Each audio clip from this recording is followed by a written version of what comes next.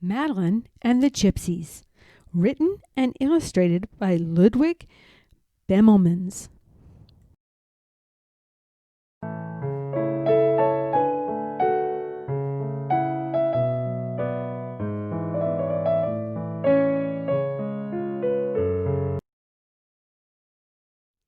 Madeline and the Gypsies, written and illustrated by Ludwig Bemelmans.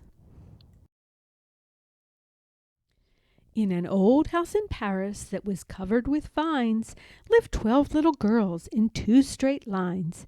In 2 straight lines they broke their bread and brushed their teeth and went to bed.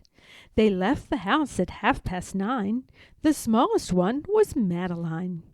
In another old house that stood next door lived the son of the Spanish ambassador. He was all alone, his parents were away. He had no one with whom to play.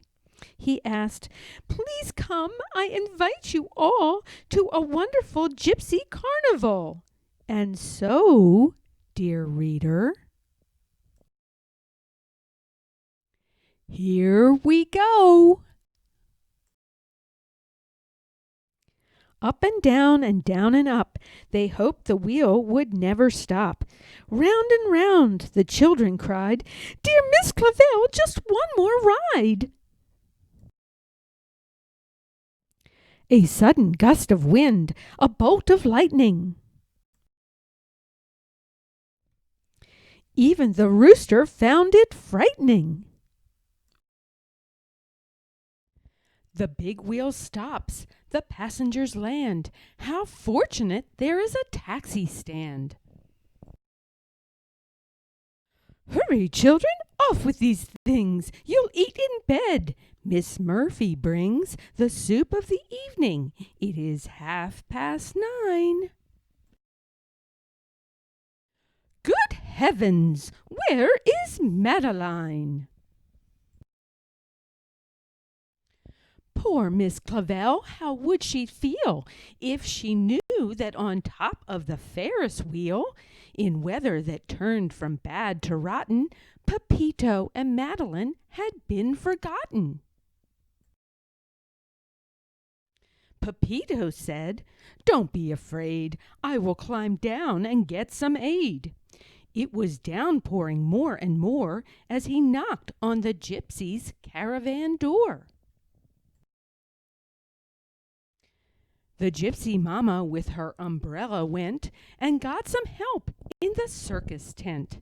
With the aid of the strong man and the clown, Madeline was safely taken down. The gypsy mama tucked them in and gave them potent medicine.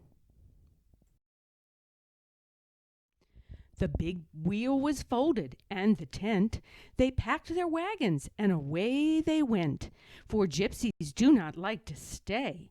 They only come to go away. A bright new day. The sky is blue. The storm is gone. The world is new. This is the castle of Fontainebleau. All this, dear children, belongs to you. How wonderful to float in a pool, watch other children go to school. Never to have to brush your teeth, and never, never to go to sleep. The gypsies taught them grace and speed, and how to ride the circus steed. Then Madeline said, "It's about time we sent dear Miss Clavel a line." Poor Miss Clavel, a shadow of her former self, from worrying because instead of 12 there were only 11 little girls, stopped brushing their curls and suddenly revived when the postal card arrived. "Thank heaven," she said. "The children are well, but dear, oh dear, they've forgotten how to spell." She studied the postmark, and then fast and faster they rushed to the scene of the disaster. The gypsy mamma didn't like at all what she saw in her magic crystal ball. The gypsy mamma said, "How would you like to try on this lovely costume of a lion?" With a curved needle and some string, she sewed both the children in, and nobody knew what was inside the tough old lion's leathery hide. A circus lion earns his bread by scaring people half to death. And after doing that, he's fed, and after that, he's put to bed.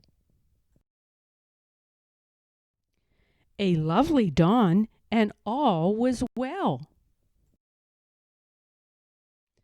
The lion roamed through wood and dell. He smelled sweet flowers and came to a farm. He frightened the barnyard, intending no harm. They saw a man and said, "Please help us to get out of this old pelt."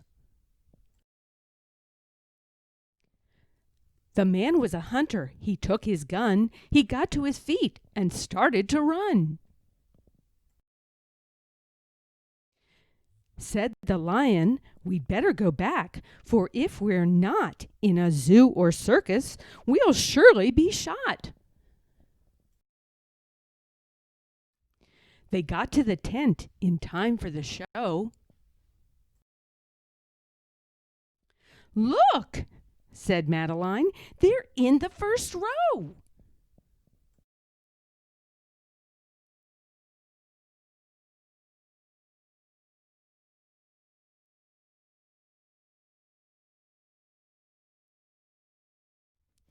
"Oh, yes," said Pepito, "there are people we know." "Dear Miss Clavel, at last we found you. Please let us put our arms around you."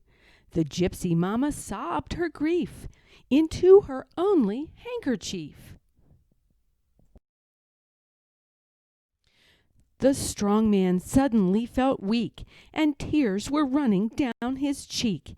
Even the poor clown had to cry as the time came to say goodbye. The best part of a voyage, by plane, by ship, or train, is when the trip is over and you are home again. Here is a freshly laundered shirty. It's better to be clean than dirty. In 2 straight lines they broke their bread and brushed their teeth and went to bed. "Good night, little girls. Thank the Lord you are well. And now please go to sleep," said Miss Clavel, and she turned out the light and closed the door. And then she came back just to count them once more.